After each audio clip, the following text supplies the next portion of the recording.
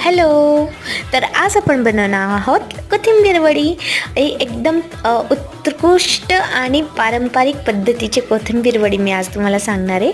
तर सगळ्यात आधी कोथिंबीर छान स्वच्छ धुवून चिरून घेतली आहे. त्याच्यानंतर त्याच्यामध्ये बेसन पीठ घातलेलं आहे, थोडासा लसूण घातला आहे बारीक करून, तिखट टाकलेलं आहे, हळद, मीठ आणि थोडं पाणी घालून याला छान आणि मी याच्यामध्ये थोडी तीळ पण घातली होती, कारण आता थंडीचं सीझन आहे, त्याच्यामुळे तीळ खूप म्हणजे लाभदायक असते आपल्यासाठी.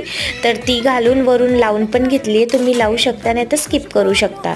हे बघा आपलं स्टीम झालेलं आहे. हा गोळा छान असं कापून घ्यायचे आपल्याला, जसे काप लागतील छोटे मोठे कापून घ्यायचे आणि त्याला शॅलो फ्राय करून घ्यायचे, नाही तर डीप फ्राय पण करू शकता, नाही तर स्टीम केलेले असेही तुम्ही खाऊ शकता, तेही खूप छान लागतात. पण ही कोथिंबीर वडी खूप